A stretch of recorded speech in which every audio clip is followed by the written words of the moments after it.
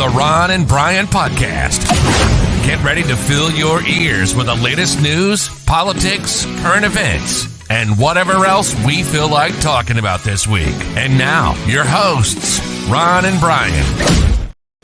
And good evening, everybody. It is Sunday night. It is 8 o'clock. And it is time for episode 236 of the Ron and Brian podcast.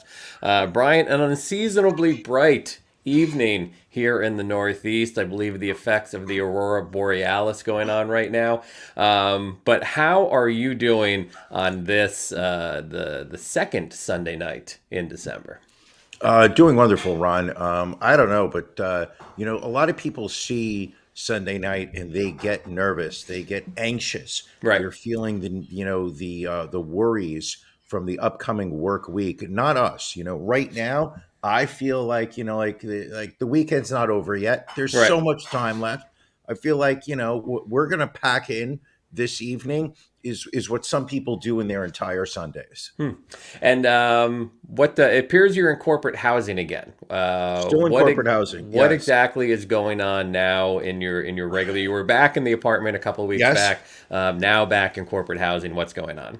There was an outbreak of genital lice on the third and fourth floors of my apartment building. One of the things that has been a real distress for myself is the fact that my apartment property manager, they've recently started marketing the property to various sex tourism websites. I've heard about this.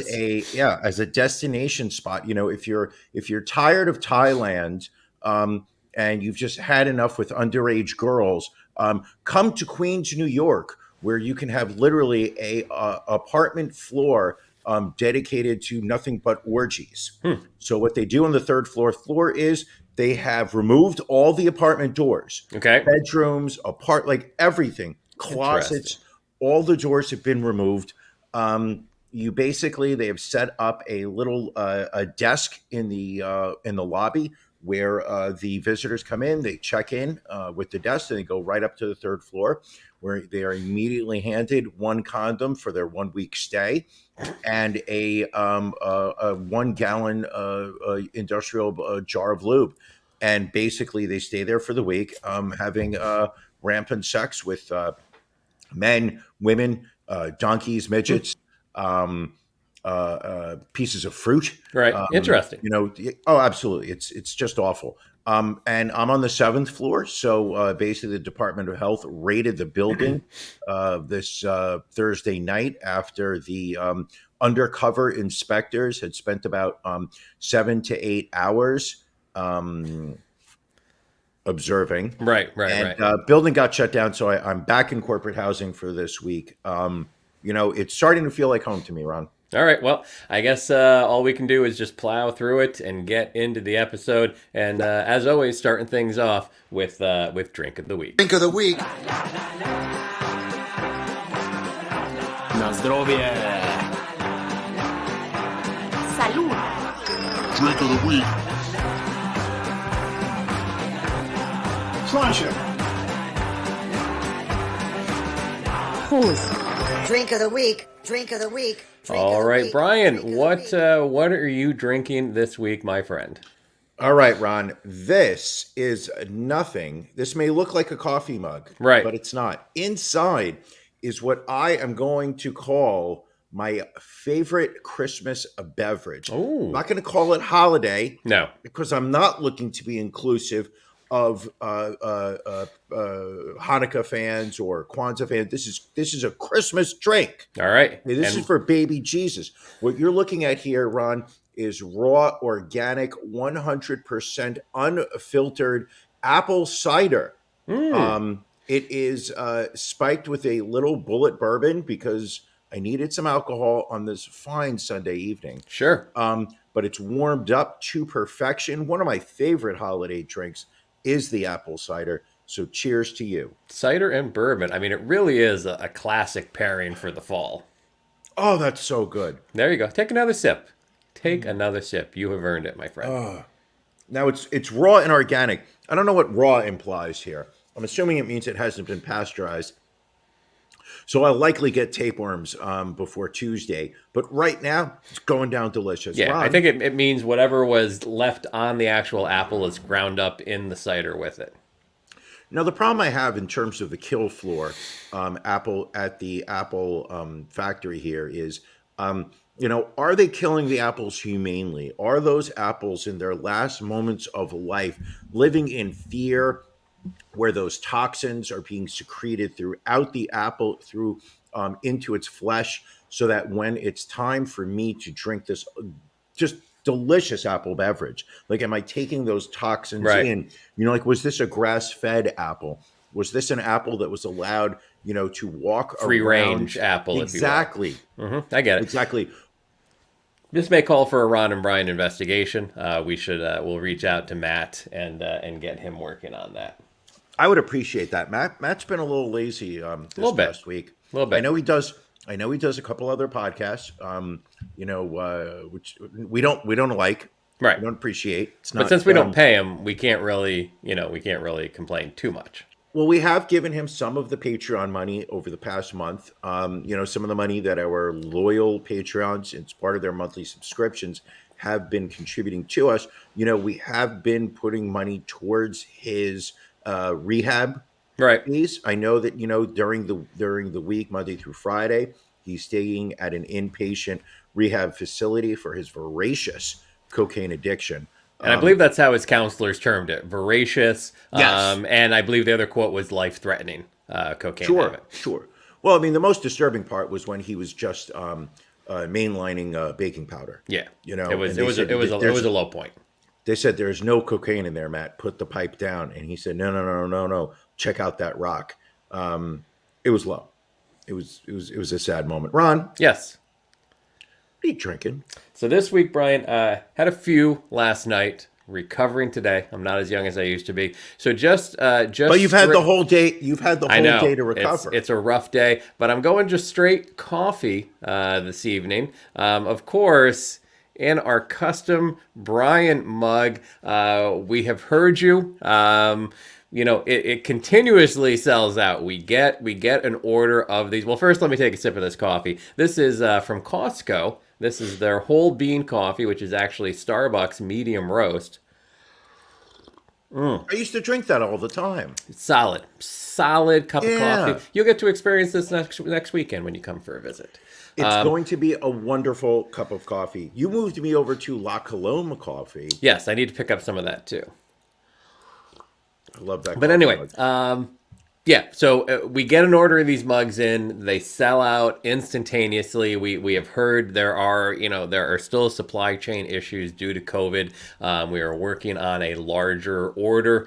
It all depends on your comfort level with how much lead is contained in the coffee mug. So if we can cut some corners, grease a few hands in customs, we can get some shoddier quality mugs in. But that also allows us to bring the cost of the mug down. I mean, we're going to pass that savings along to you. Well, to me, the thing is just the fact of, we spend so much time on international news here on the podcast because it does affect you, the loyal fan of Ron and Brian podcast. So Right. we all have been, paying very close attention to China's COVID zero policy. Or is it zero COVID? Zero COVID, which they have actually started to loosen up the reins. So we are hopeful to get more of this product in soon. Yeah. So our factory that we have purchased in southwestern China. A lot of people go with the east because they think you want to be right Sure. next to the ocean. No, the finer products are all the way in western China. That sure, transportation to the nearest port is slightly difficult, but we still power. It's a good business decision. Yeah. Unfortunately, there was an outbreak of COVID. One person tested positive in our factory 6 weeks ago.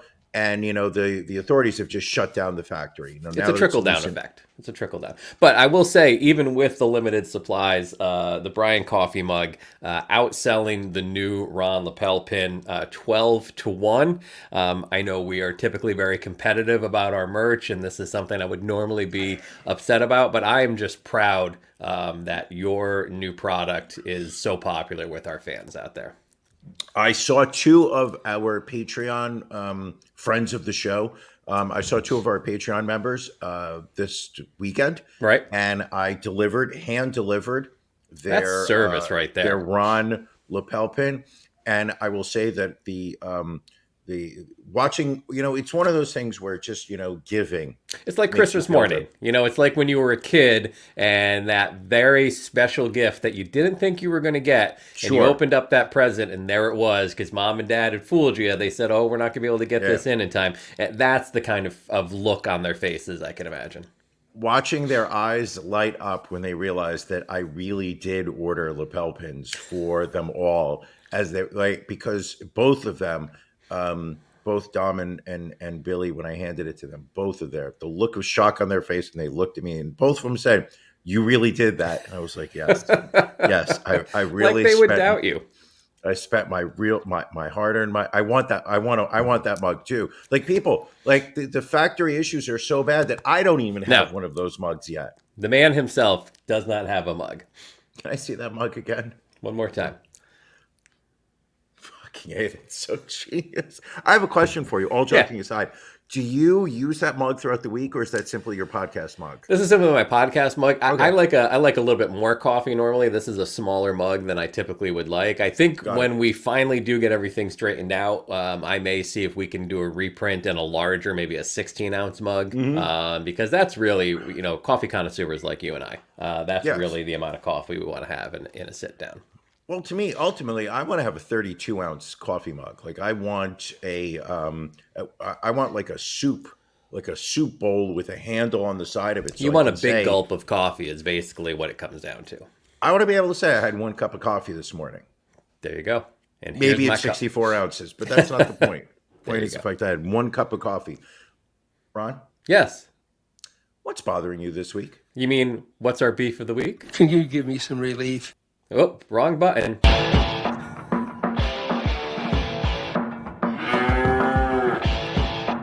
Ron and Brian's Beef of the Week.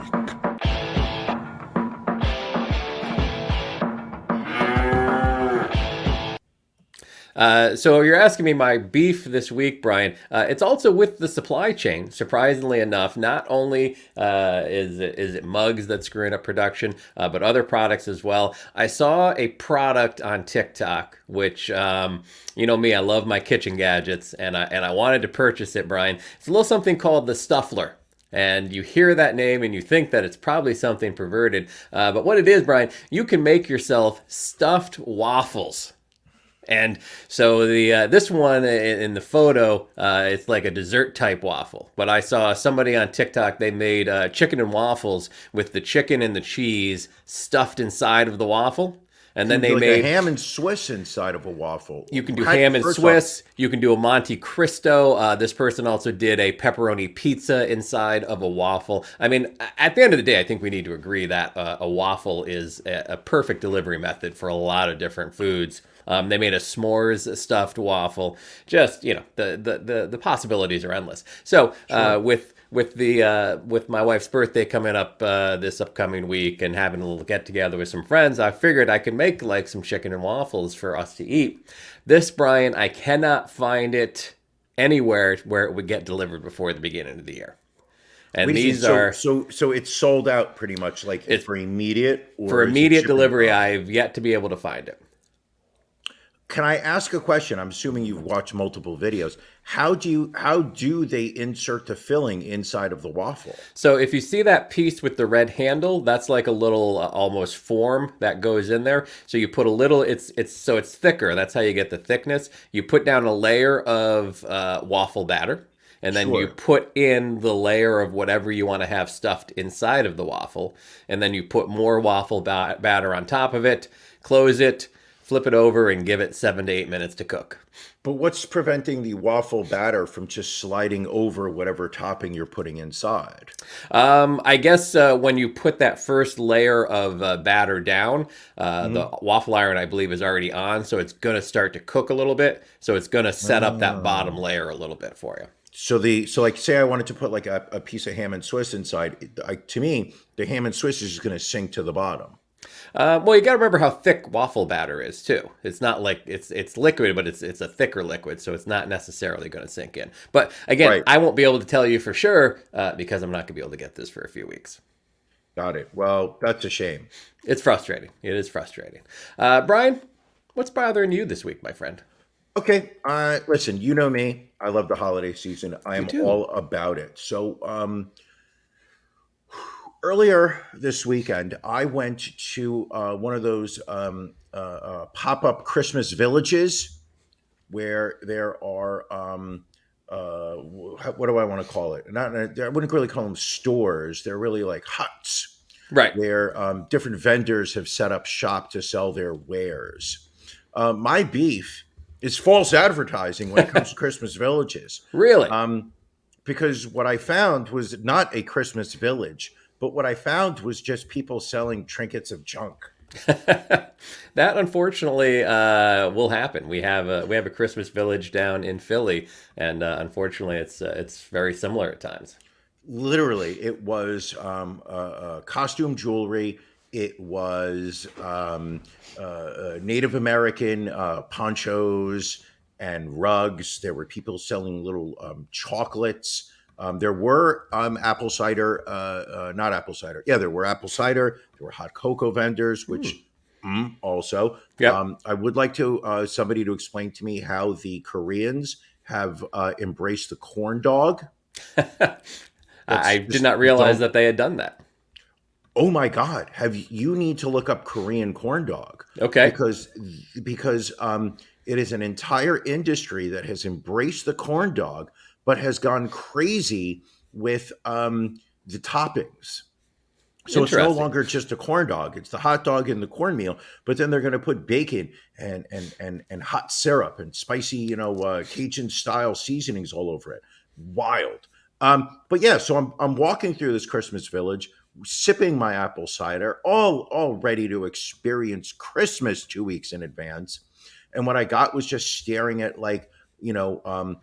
air blown glass with little pieces of colored confetti glued on top. Just so disappointing. If you're going to do a Christmas village, people, everything inside needs to be Christmas themed. That's the rule. Okay. That used to be the way it was. Now they've stretched it to the point where it's just like, well, some of this stuff you could buy as a Christmas gift. No, that is false advertising. Right. Nobody lies to Brian and gets away with it. Listen, you are a man of high principles. I think anybody that knows you would say that. Of course. And not everything can be a Christmas gift. Yes. Just like not every movie can be a Christmas movie. But don't advertise yourself as a Christmas movie and then not be. I mean, True. Still to this day, I refuse to watch Die Hard a second time. We had that argument last year. That was advertised as the Christmas movie that you cannot miss, and it turned out to be just this action. Christmas movie does not involve terrorists killing people at point blank range with a handgun. Now, here's a question for you. I know you're feeling about Die Hard, and we're kind of going off on a tangent here, which we never do, obviously. But there is a local theater, historic theater nearby, and they're playing a lot of different Christmas-themed movies every weekend leading up to the holiday. Gremlins, Christmas movie or not a Christmas movie? My answer here is it is not a Christmas movie. It's a movie that takes place at Christmas. Okay. Like for something to be a Christmas movie in my mind, it has to be about Christmas. Okay. Like I got the you. tie to Christmas in Gremlins is that he was looking for a Christmas gift for his kid. See, and I will agree with you on that. Like Gremlins takes place at Christmas. Now, Where I disagree with you on the Die Hard part is Christmas is the main reason that John McClane went out to California, is to go Ron, to his we are wife's going to- company Christmas party. We're going to argue. So Christmas was the reason that the guy bought his kid a gremlin.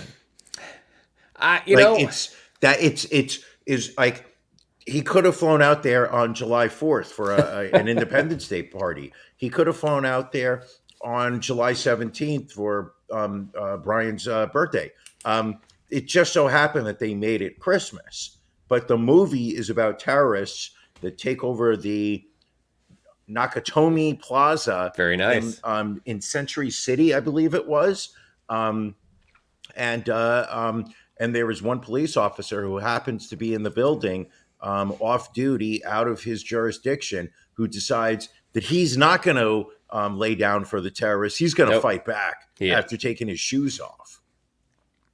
Well, we'll put that aside so we can get to the news of the week. Obviously, one of the biggest pieces of news this past week is WNBA star Britney Griner freed from a labor camp in Russia in a prisoner swap. We get Britney Griner back. The Russia gets back notorious arms dealer Viktor Bout, also known as what was that little nickname he had, Brian? Merchant of Death. Merchant of Death. So there was definitely a couple of narratives coming out from this. Number one, people thinking that this wasn't necessarily an equal trade. That we get a American citizen back that can shoot a jump shot, and they get back a notorious arms dealer who had a network of planes and delivered weapons around the world. Ron, I'm just going to say that she's a WNBA star. Her ability to make a jump shot is questionable. Fair enough. I don't know if you've watched WNBA games recently, but the level of accuracy in that sport is questionable. And I do feel for the WNBA, because a lot of people shit on the WNBA. I think one of the main jokes was this is the first WNBA trade that people actually paid attention to. Gene's joke. I mean, listen, and I don't want to be sexist in this comment, but the truth of the matter is that there is not an interest level for WNBA. Like, I absolutely understand that there are women that want to play basketball. I understand that there are women that are good at basketball, but simply because there is a desire to play basketball and there is a desire to promote women's basketball does not mean that there is a market for women's basketball. The idea that in 2022 or whatever year the WNBA really came into play was, how long has it been around for? About 10, 15 years? Possibly. I couldn't tell you for certain. Yeah, they are playing to empty stadiums. So it's here. This isn't a story of WNBA. So I understand your thoughts on the WNBA. I want to more hear your thoughts on this trade. The other narrative coming out from the right is wondering why they didn't also try to get former Marine Paul Whelan, who has been in prison in Russia for a longer period of time, why they have not been able to get him back either. So thoughts on this trade in general.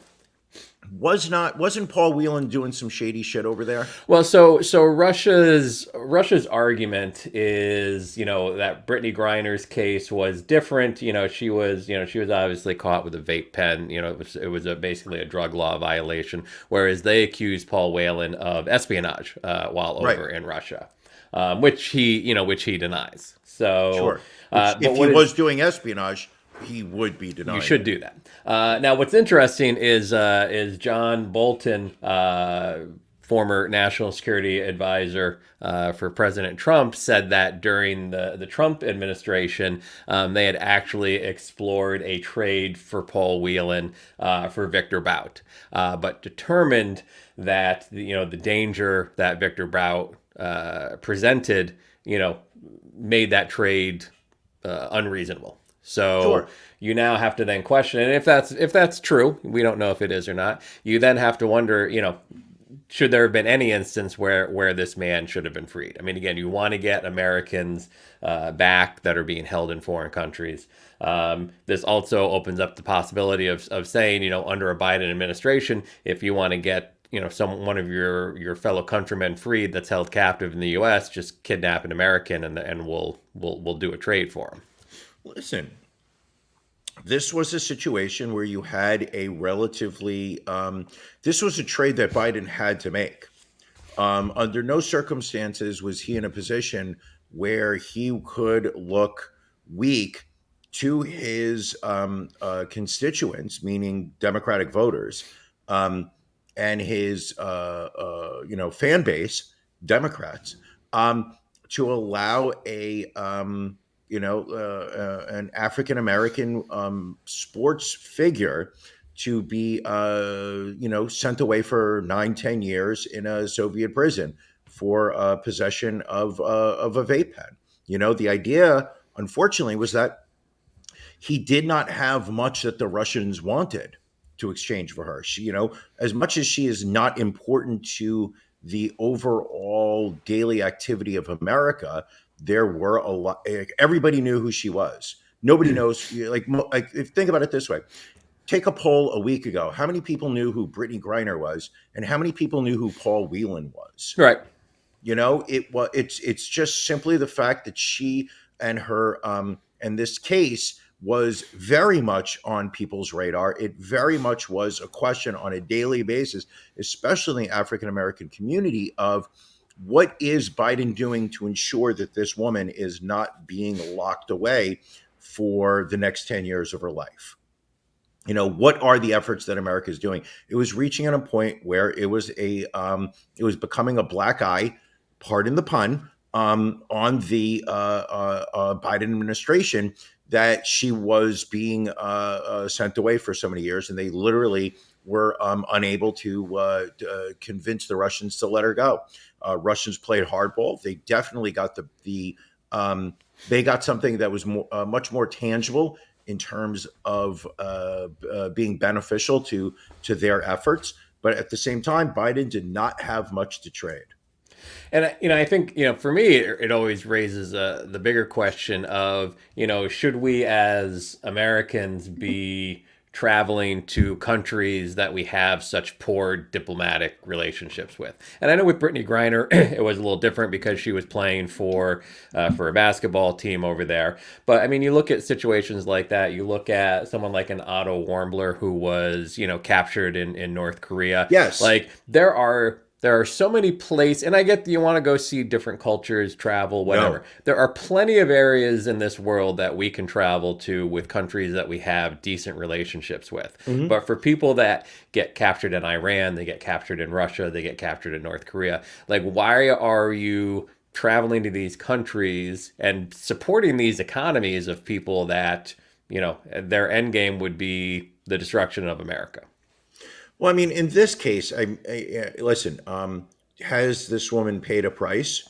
I can imagine that the last few months of her life have been quite unpleasant. Sure. And at the same time, I genuinely hope at some point, she has spent some time thinking to herself, what the fuck was I thinking not going through my luggage and making sure that I was not bringing something over there that the Russians might take unkindly to? I mean, keep in mind, when she was arrested going through customs, the war with Ukraine had just started. The Russians were were absolutely in a position of playing hardball with the world. This was a gift that fell into their laps, all because she sat there and said, "Hey, I'm allowed to bring a weed wherever I go." The fact that this was medicinal marijuana that she was taking because it had been prescribed to her in America, the arrogance of, and I'm not saying this is what her mindset was. Right. I have not spoken to her. I have no idea what she was thinking, but just the arrogance of, well, if my doctor prescribed it, I can bring it anywhere I want.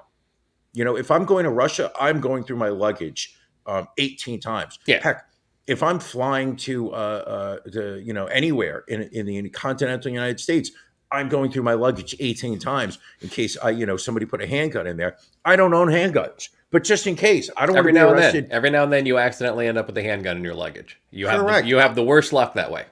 I do not want TSA coming across a loaded 9mm in my carry-on. I do not want that to happen. So I am going through my luggage ridiculously.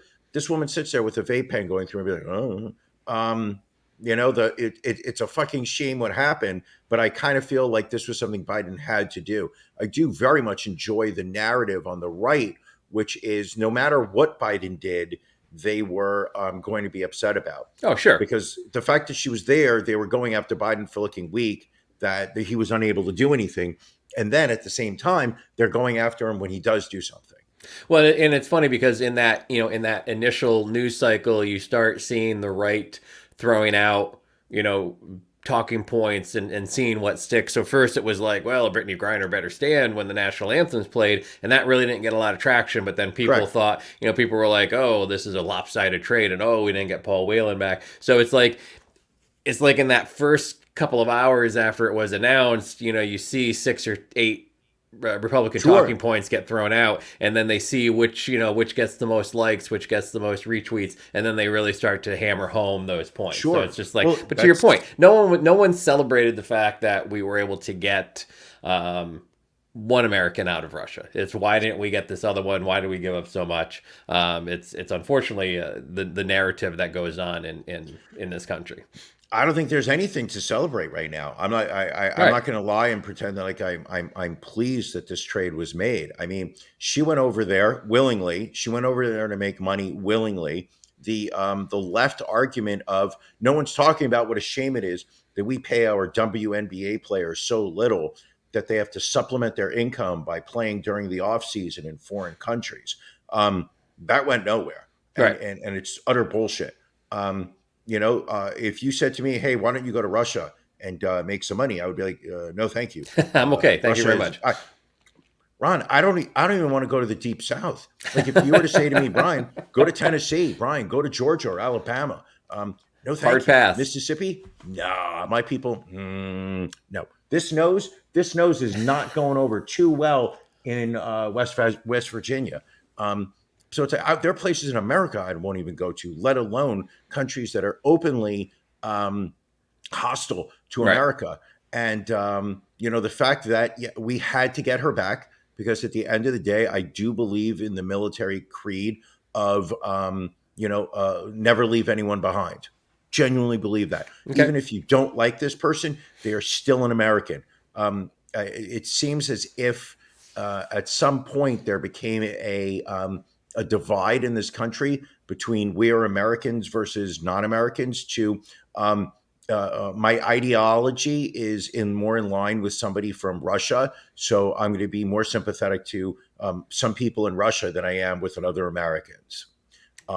If I'm a fascist, I'm going to be more in line with, the fascist leaders in Italy than I will with Americans who I disagree with. No, she's an American. And at the end of the day, you get Americans back. You do not let Americans languish in prisons overseas, especially if they've not really, if they're undeserving of it. Should we do everything we can to get Paul Whelan back? Absolutely.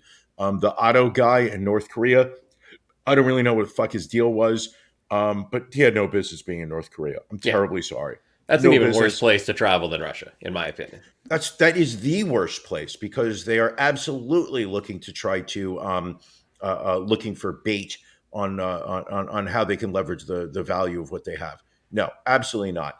This was a terrible trade, and at the end of the day, it was one that needed to be made. All right. Speaking of Russia, the Kremlin is denying a report that Vladimir Putin recently fell down a flight of stairs and defecated on himself. This report came from the Telegram channel General SVR, supposedly run by a former Kremlin spy, which claims that the 70-year-old Russian leader suffered the fall in his residence back on November 30th. He reportedly landed on his tailbone, causing him to, quote, involuntarily defecate due to cancer affecting his stomach and bowels. Now, there's definitely been a number of reports about Putin's health in the last few months, about him having cancer, potentially having Parkinson's, potentially having Alzheimer's. But it's yeah. But every time he appears in public, though, he still puts forth like a very strong public persona. So what's your? I mean, you've got a good sense. You're our media consultant here on the Ron and Brian podcast. What's your take as far as the validity of this report? Do you feel? I think that there is absolutely an attempt in the media to how do I say this politely? Besmirch Putin, to anger Good word. Putin. There has been a very vocal contingent in the media, and where these sources are coming from, nobody knows. But the mainstream media is absolutely obsessed with his health. Stories of his cancer treatments, blotchiness on his face, looking bloated.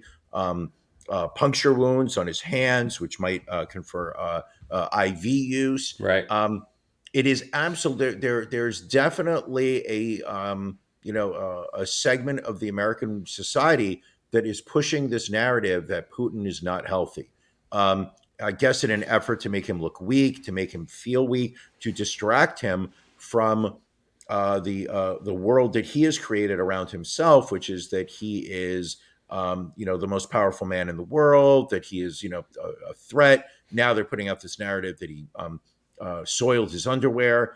It could be that the hope is that there's blowback on the inside of Russia, that this news somehow gets in there and people start thinking of him as weak, and this is how they're looking at our Russian leaders. We need to overthrow him. Well, that was kind of going to be my question. Is it more a case of they're trying to get this news to the Russian people? Because there's been growing sentiment about Putin's removal due to the war in Ukraine. A Sure. number of Russian citizens, are against the war, more so since they started just drafting anybody with a pulse to go over and basically die for their country. Sure.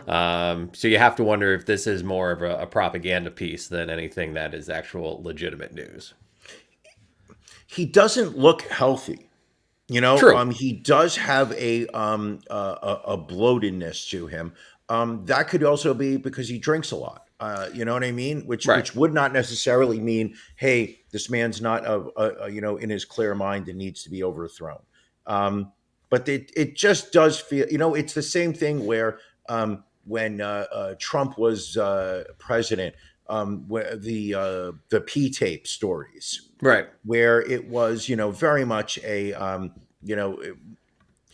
you didn't know if you should believe it or not. You didn't really care whether you believed it or not, but it was just the idea that you want that they wanted you to sit there and think about Donald Trump watching two girls pee on his bed while he was enjoying their company. Made you think a little bit less of him as the evangelical Christians did. Sure. Staying over in countries that we don't want to visit, Iran, there are reports in the Guardian this week that Iranian security forces are targeting women at anti-regime protests with shotgun fire to their faces, breasts, and genitals. Doctors and nurses saying they noticed the practice after seeing women often arrived with different wounds than the men did, who more commonly had shotgun pellets in their legs, buttocks, and backs. Again, media consultant Brian, thoughts on the validity of this story? Certainly believable, given the way that Iranians treat women.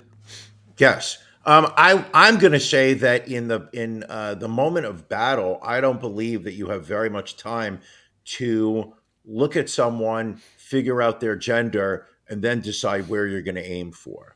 Well, especially with a shotgun. It's not like the shotgun is the most precise weapon to be firing at people to begin with.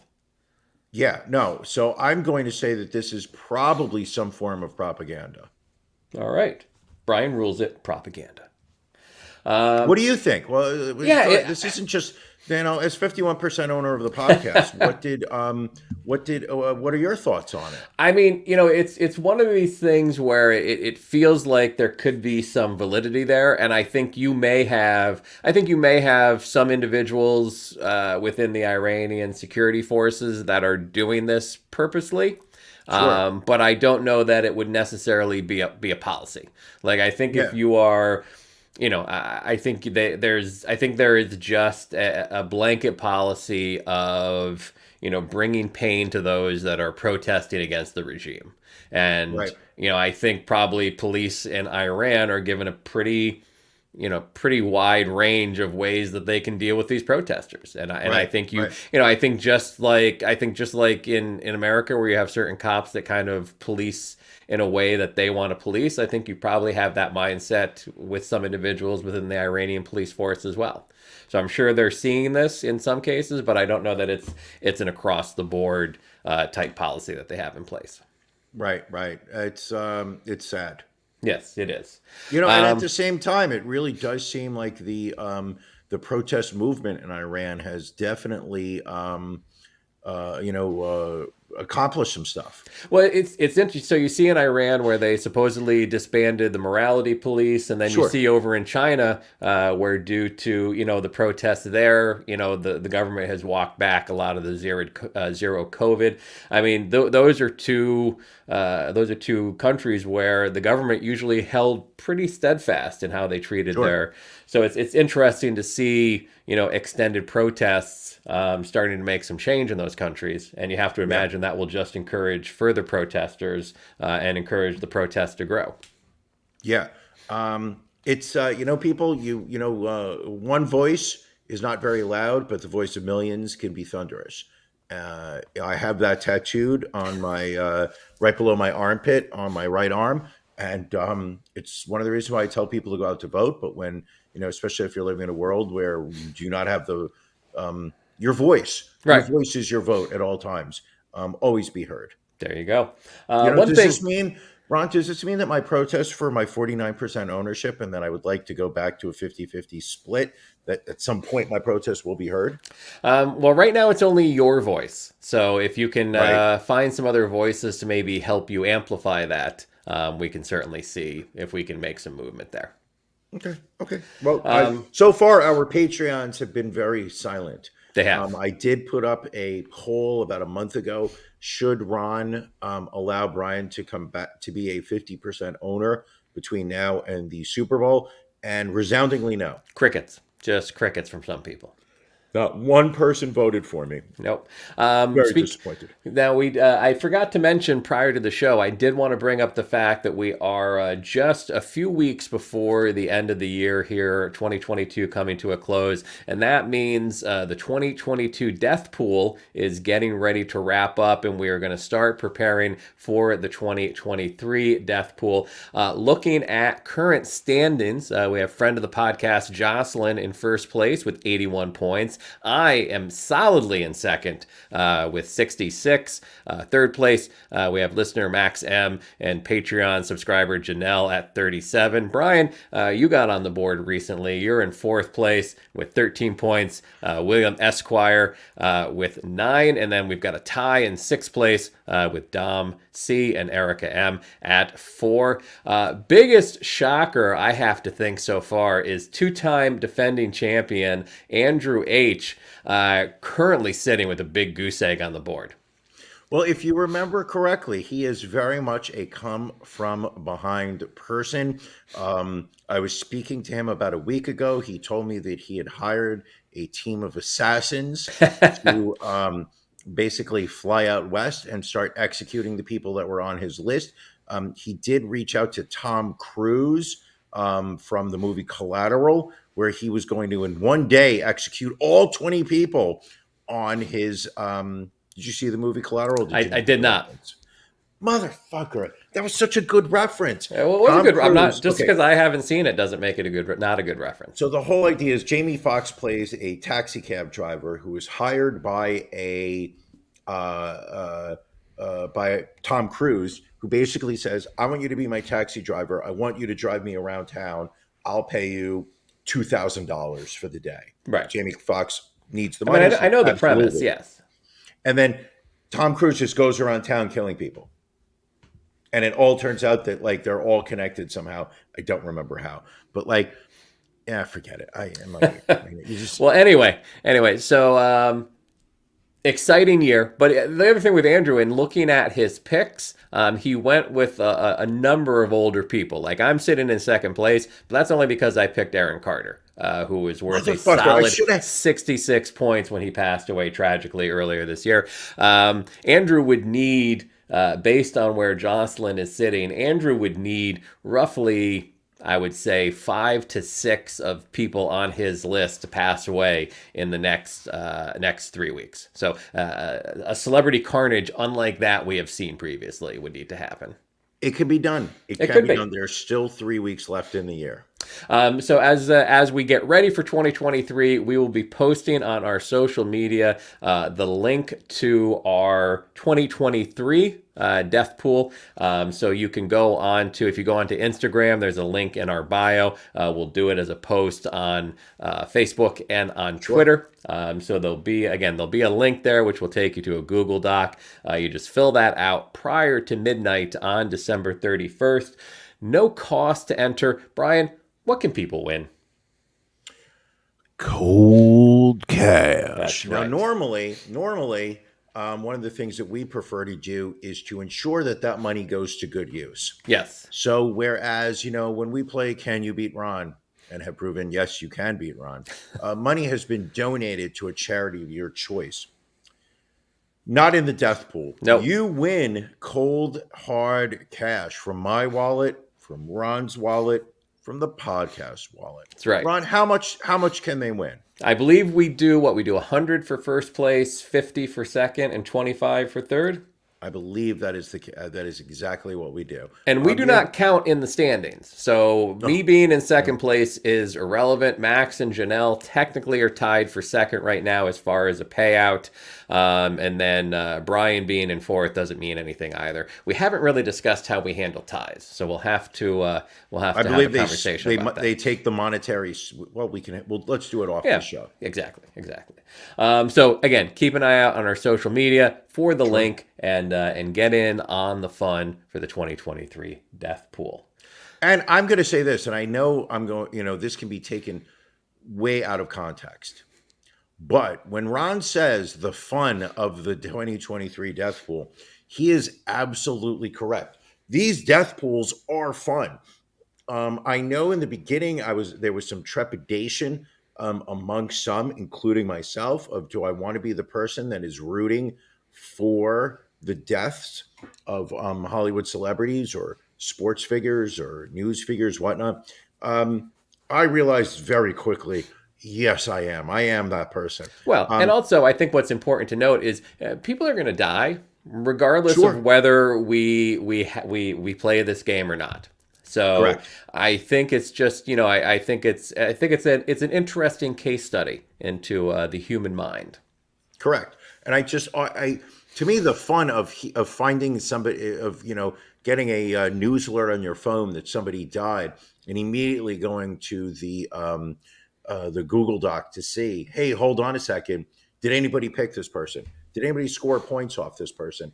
And only to be found, no. It's fun. And one thing I've experienced twice in my life is the joy of having picked somebody correctly. Doesn't happen very often. No, but every now and then. It's a lot of fun when it does.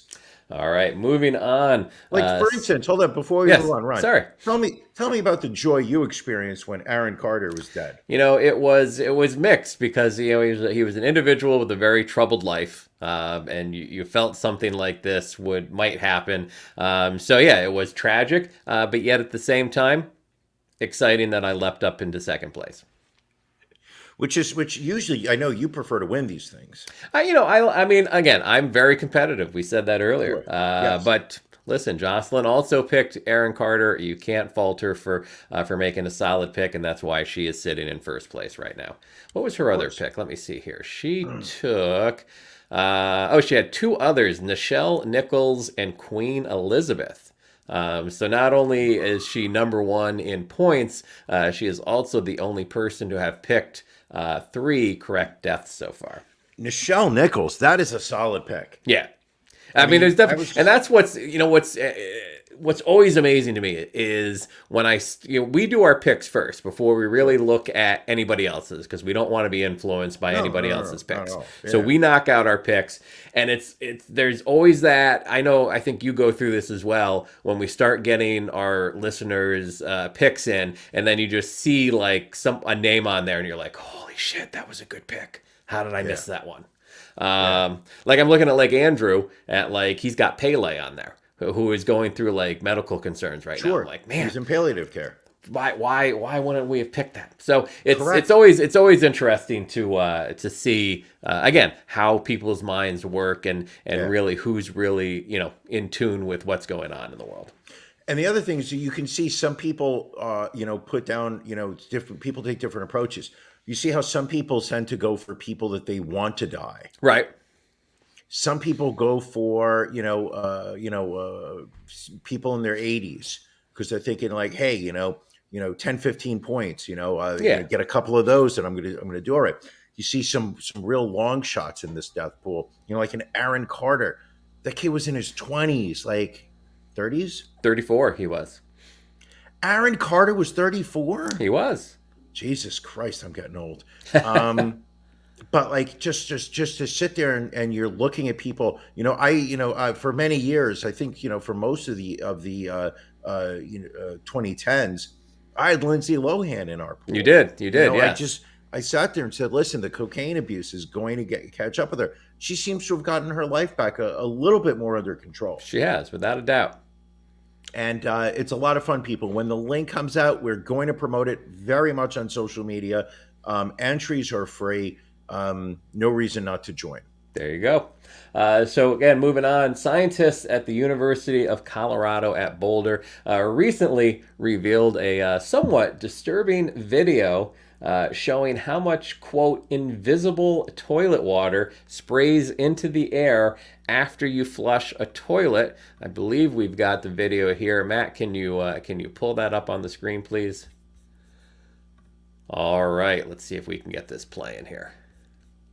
So you can kind of see on the left is the toilet, on the right I don't know what kind of light they're showing there, but it shows ultraviolet. When you flush just a plume of water droplets firing up into the air. See that one more time just to truly get sick? Yeah. So again, toilet on the left in regular light, toilet on the right in ultraviolet light. I mean, that's shooting a good 2 or 3 feet above the bowl and spreading out into the air. So here's my question to you, Brian. Yeah. Is that I didn't realize how many people were unaware of this. Like, I have known this for a long time. I mean, it's one thing I definitely make sure I do when I am home is I close the lid of the toilet prior to flushing it because of this very issue right here. You just read my mind, because as we were watching that video the second time, it made me sit there and think to myself, is there a way they could do this video with the lid down? Because when you're sending that much pressure up and there is a lid on it, that pressure has to go somewhere. Is it being redirected into the toilet, or does it shoot out and spray horizontally in the gap of air in between the toilet seat and the actual toilet? There's a gap in space there. So by putting the seat down, are you really just spraying that same urine and fecal matter all over your shins? I think the lid blocks it and keeps it inside the bowl of the toilet. This was actually, they were more referring to public toilets, which obviously most public bathrooms you go into, they do not have lids. It's just the seat on there. And so their testing showed that the water shoots at a speed of 6.6 feet per second, actually reaching 4.9 feet above the toilet within 8 seconds. Large droplets settle onto surfaces. Smaller ones linger suspended in the air for many minutes, obviously leading to the potential of breathing them in. They can transport E. coli, C. difficile, along with noroviruses and adenoviruses. The virus that causes COVID-19 is present in human waste as well. So No conclusive That's proof. disgusting. No conclusive proof that COVID could be spread through toilet spray back. That is disgusting, Ron. Yes, it is. Well, again, really makes you think. I mean, again, I always put the lid down in my own bathroom. I don't necessarily think as much about it when I am using a public restroom, but Not at all. maybe But I need don't to think you that. care. I don't think you care about a public bathroom. Have you spoken to your wife having after this video to ensure that she is also putting the lid down? I believe she does. Yes, Okay. she's a very clean individual. Brian, what else we got here this week? Ron, Yes. what are you watching? What am I watching? That is an excellent question. What did I watch this week? I know I watched something, and now I'm drawing a blank as to what that was. Why don't you tell me what you're Well, you think watching, about it. and I'll think about it. I first off been watching a lot of World Cup. We've knocked out the round of 32. We have passed the round of 16. We were at the quarterfinals going into this weekend. There were 4 games played, 2 Friday, 2 Saturday. Obviously, on Sunday, God rests. And we are now down to 4 teams. You are looking at Morocco. You are looking at Argentina. You are looking at France. And you are looking at, The Croatia? yes, Croatia. I won some serious money this week on who did I win money on? I think I won like 5-1 on Croatia. Yeah, Croatia was a major upset. Major upset. No. The big one. Who was it that defeated the Brazil? Was that Morocco? Or was it? No, Morocco just beat. See, this is where people, you're already going to see that we are just so overdone. Morocco just beat Portugal. That was it. France beat England. So Morocco and Morocco. So it's going to be Croatia, Argentina, Morocco, and France. Those are your final 4. I believe the semifinals are on Wednesday, with the final game the next Saturday. So it is. Listen, people, it's coming down to a head. Also, what did I watch? I watched a movie on Netflix yesterday called Emily the Criminal, starring Aubrey Plaza. Yes. It is How was that? It is slow moving, Okay. but it is an interesting story. It is the story of a woman who is, I'm assuming, California. They don't really. It's not really space specific, where she is struggling to enter the professional work environment. She is saddled with credit card debts, and she gets involved in the high stakes world of credit card fraud. And it is a movie that in about an hour and a half, it's short, not long, Right. not a major commitment, but takes you down as she slides deeper and deeper into this world. I found it very interesting. I'm not going to call it good. I will call it interesting. But for an hour and a half, it kept my interest. It was watchable. Yeah, absolutely. All right. So I remember now what I watched. On HBO Max, I watched the Howard Stern interview with Bruce Springsteen. Apparently, Watched Bruce. all of it? I did, all 2 my hours God. and 15 minutes. But it's fascinating to listen to, because I don't listen to Howard Stern regularly anymore. Yeah. But he is a tremendous interviewer. I think his interviewing skills have just gotten better as the years have gone on. And when he interviews someone that he idolizes, which I believe is the case here with Springsteen, he really comes prepared, and he really gets Bruce talking about a number of topics that I don't think you've really heard about, talking about his childhood and coming up, and how he got to be famous, and then just listening to him play just pieces of his songs. Yeah. It was well worth the watch. Even again, it was very long, but it really flowed along pretty quickly. I find it very interesting how Stern has repackaged himself as this man of the people who was the outsider, and was this connection with the to the blue collar workers of the world. Now he is pretty much the Hollywood powerful elite, who has now positioned himself as the the partner of the most famous, and also he has now decided that he is going to be a social critic. True. And not in the sense of back in the day where he would call out Hollywood celebrities for hypocrisy. Now he's sitting there telling Oprah that she is that people cannot connect with her because she is bragging about her lavish home. Meanwhile, there's a man that owns a 9-figure home in the Southamptons. Right.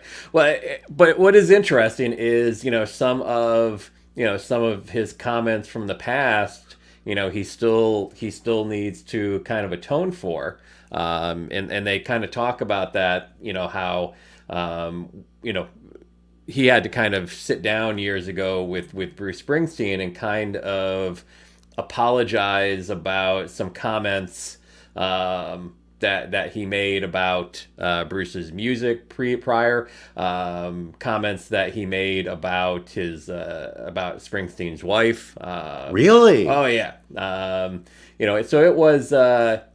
I think the music he could understand, but he definitely made comments about not only his wife but his wife's appearance. Because you remember, Springsteen's first wife, was a Hollywood actress, very attractive woman. Sure. And I think his current wife is, I think, while not an unattractive woman, just more of a normal person like the rest of us. And so Stern I think Stern, his commentary was how he downgraded, and I don't think anyone who wants someone to say that about their wife. So clearly, they were able to kind of bury the hatchet and have a great conversation. This was also one of the first big interviews that Stern did since his father passed away, and so to hear Howard talk about his relationship with his father in a way that he hadn't when his dad was alive was also very interesting. Yeah. That's and also I believe this was one of his first in studio interviews. It is, yeah. Robin Since looks the like pandemic. she's still broadcasting remotely because she's had her health challenges over the years. But yeah, one of the first ones he did back in the studio.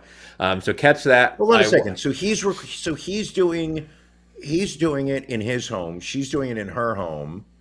And that's how they've been doing the show for That's all how this that. period I of mean, time? during the pandemic, he was broadcasting from his apartment. I mean, everybody was pretty much broadcasting from their homes. I think she's the only one that hasn't come back in. She did have that battle with cancer a few years back, so I think she's probably a little bit more cautious than everybody else, rightfully so.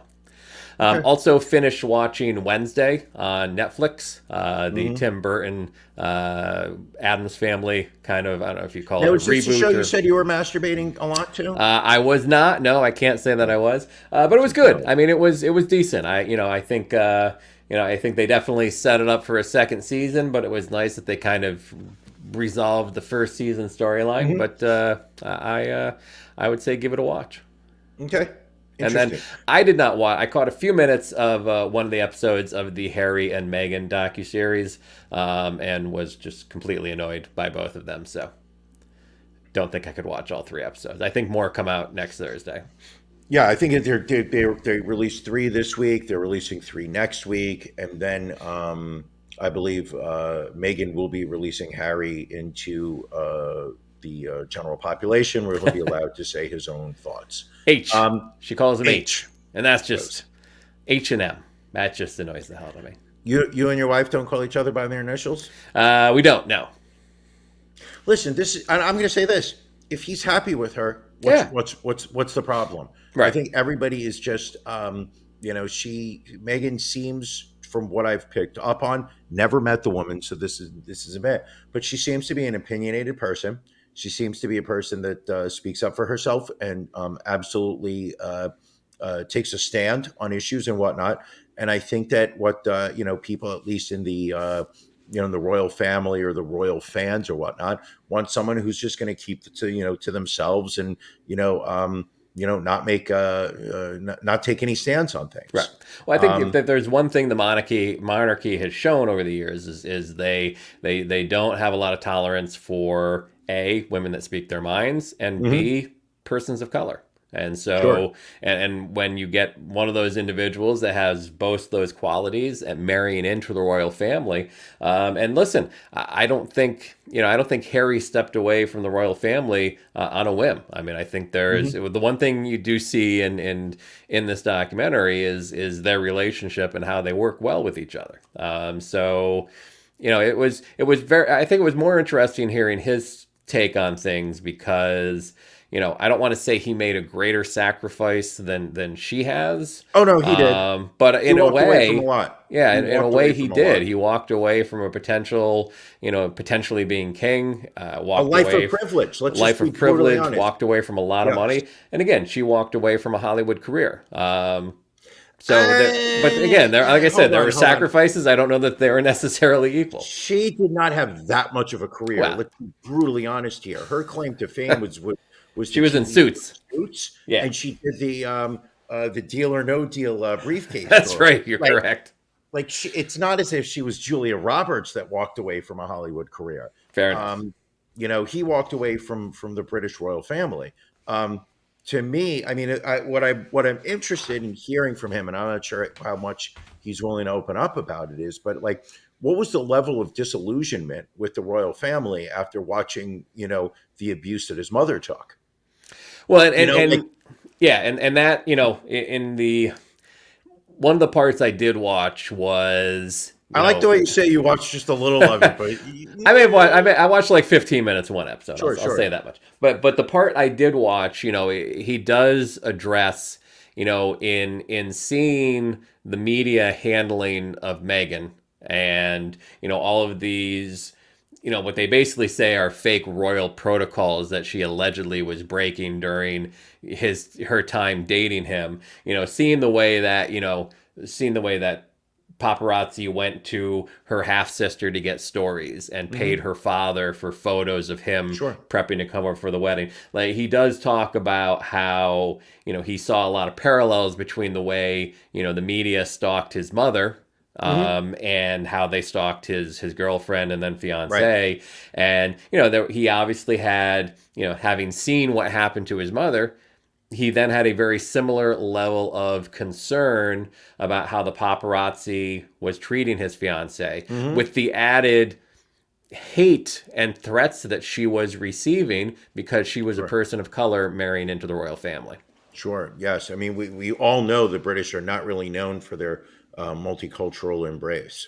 Well, they embrace them if they can colonize them and steal all their artifacts put into the British Museum. Sorry. Awkward. Ron, one thing, Wes?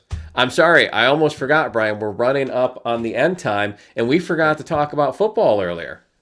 Oh, my goodness. Ron, Here we how go. did you forget? I mean, I thought we Well, had hold on. spoken in advance. Matt's going to get upset if he doesn't get his bumper played.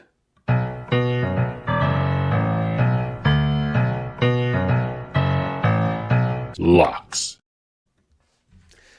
First off, Ron, let me congratulate you. You went 2-0 this week. You are now a solid 28-0 for the season. Right. Eagles, Giants, you just handled it so expertly well. You also, it's almost like you picked the winner of the Chiefs Broncos game while blindfolded.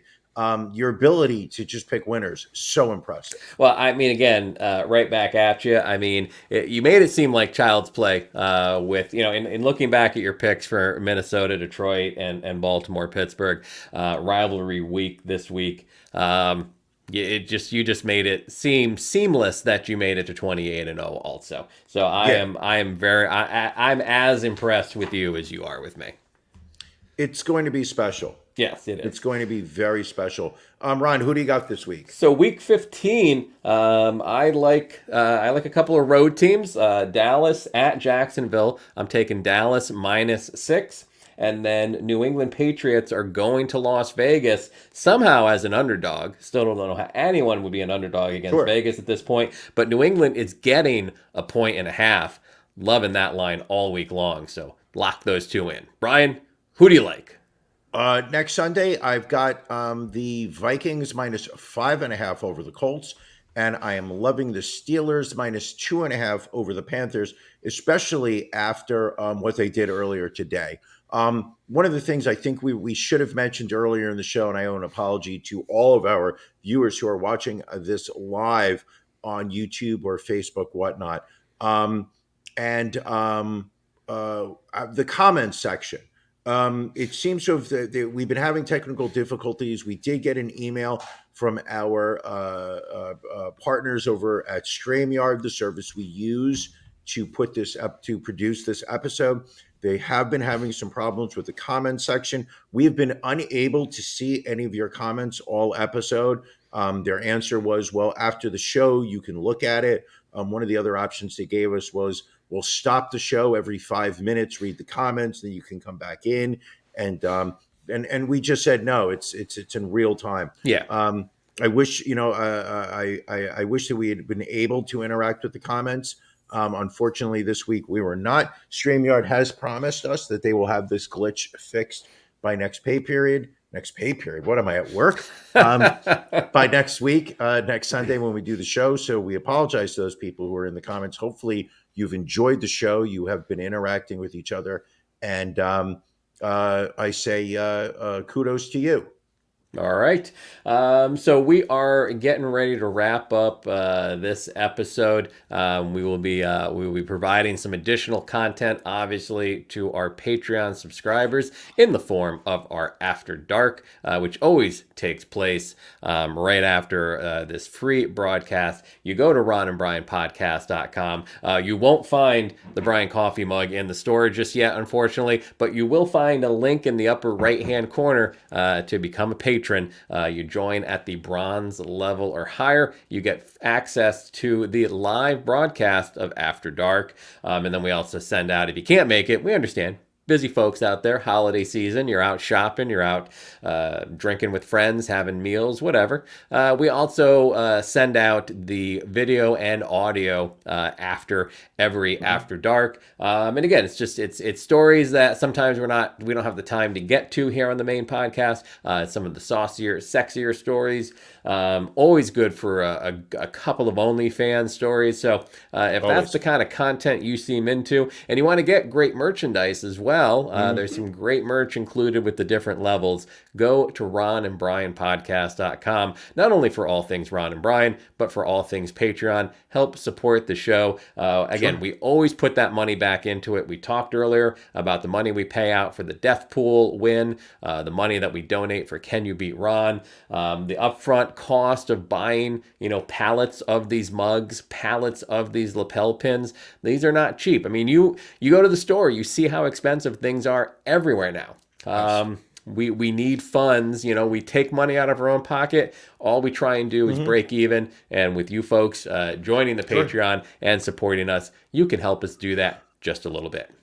And we appreciate it so incredibly much. We do. It is. It's. We don't view this show as a charity.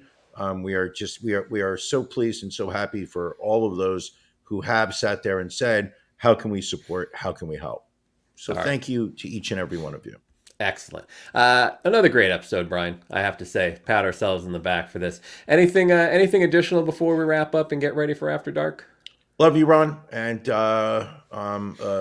Merry Christmas to everyone out there. All right. Love you too, my friend. Happy holidays. Merry Christmas. And we will catch everybody next week. Thank you for joining us on the Ron and Brian podcast. We're live each week on YouTube, Facebook, and Twitch. You can find prior episodes, links to our social media, and everything else Ron and Brian at ronandbrianpodcast.com. See you again